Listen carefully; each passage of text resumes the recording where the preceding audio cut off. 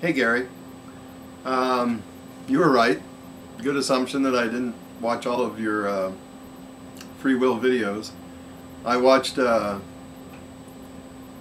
number 3, which I thought was after watching 1 and 2, I just got done watching 1 and 2. I thought number 3 was a pretty good summary of 1 and 2. After a free soldier,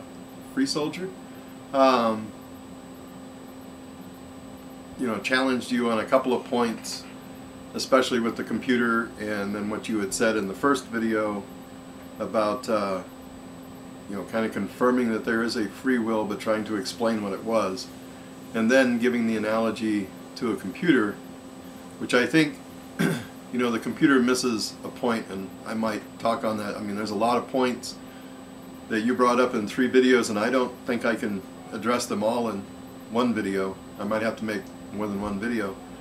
But after re-watching my video that I posted as a response, I think that was kind of a knee-jerk reaction to the little conversation that you were having with Free Soldier, and between your 3rd video, and I watched his response to that, and then your response to him, and that kind of prompted my response that I gave you. But I understand more clearly where you're coming from, and recently purchased a book, and it might be one, I don't know if I can get it up here. It's called The God Delusion by Richard Dawkins, and by your apparent belief that all things are proven scientifically, including how we make choices, and including what those choices, what the consequences of those choices are, and then laying down our motivations for those choices, and what type of brain mechanics affect that. And I liked your point about if we numb a certain part of our brain, or we destroy a certain part of our brain, it's going to affect our thought process. And that piece of evidence can somewhat confirm, and I think in your mind probably does confirm, that all of these things that we go through as far as our mental mechanics has a physical or a physics-based mechanism, that they're all affected by how we think, and that think process is a very natural occurrence within this biological entity called a human being. And there's a couple of things that I think that kind of tend to put not a God gap, but a scientific gap within the paradigm that you're going with. And that gap would be if science can't explain it. It's just a matter that science hasn't gained enough evidence to prove that it exists. And so your belief is that if we cannot prove that these mental mechanics, these physical mental mechanics exist, it's just a matter of time before we come up with proof that they do exist, and thus that would substantiate the belief that all things are scientifically proven. And I don't know, why did I pick up Richard Dawkins' book? I mean, I would like to research that a little bit more. I think it's interesting. And I do believe that science is getting close to explaining, and science has already explained quite a bit of the metaphysics of religion, the metaphysics of faith, and how people believe. Astronomy is a very good example of that.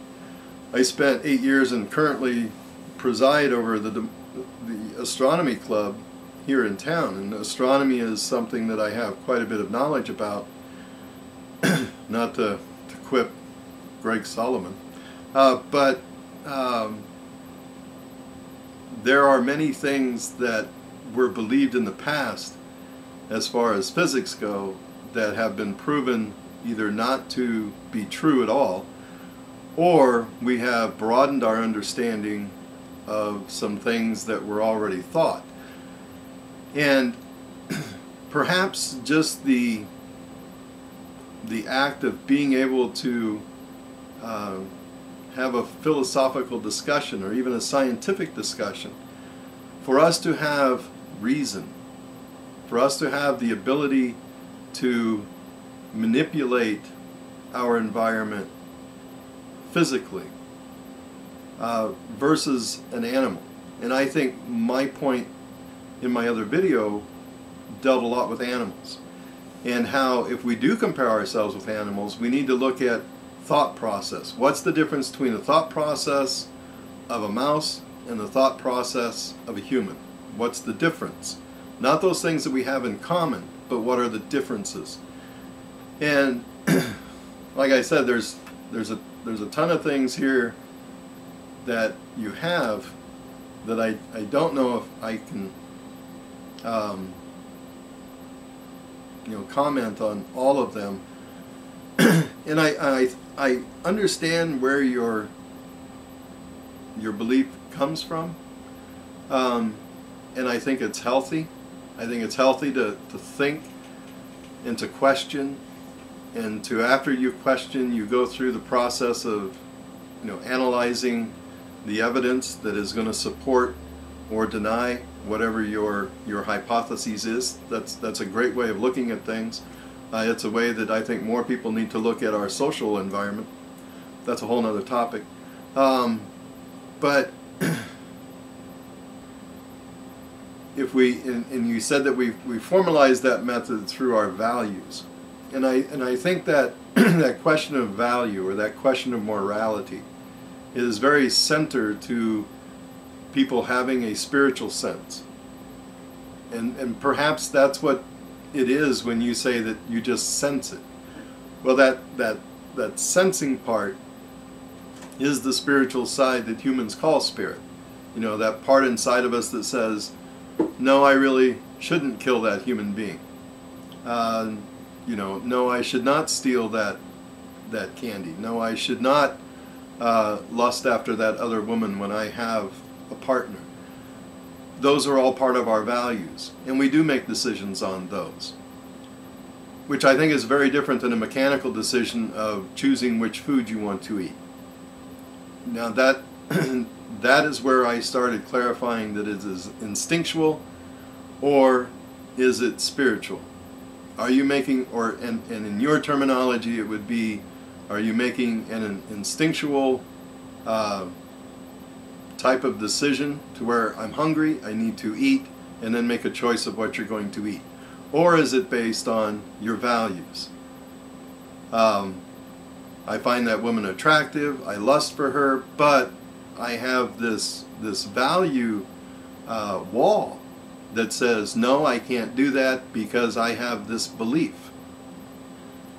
Now, if you were an animal, you would not have that belief, depending on what your natural environment would dictate for you.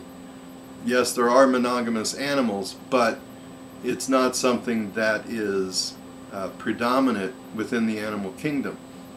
So what I was trying to do was delineate between the two forms of thought processes, I guess. There is something within the human consciousness that is different than the rest of the species on the planet. And I think that's very clear. My own belief is that what separates us, what delineates us, is that gift of creativity. Is self-expression just a mechanical reaction within our brains to have an emotional response? Anger, greed, love, lust, all of these emotional responses that we have, are those just part of the natural order? If we look at the example population that we have, which is us and the animals, there's a lot of things that are different. And I guess what I'm looking for are, what are the differences between us and the rest of existence, what in our experience, because we don't have anything else to go on. You know, we don't have God down here going, well, this is the difference. And that's true. I mean, those types of things are very difficult to prove. Anyway, I'm going to have to make another video on this because there's so much here. I mean, you lay out a lot of thought, which is very good, but there's a lot to chew on. You know, and I hope, you know, this little 10 minutes was able to clarify a little bit more of your confusion on where I'm at. Anyway, good discussion. Take care.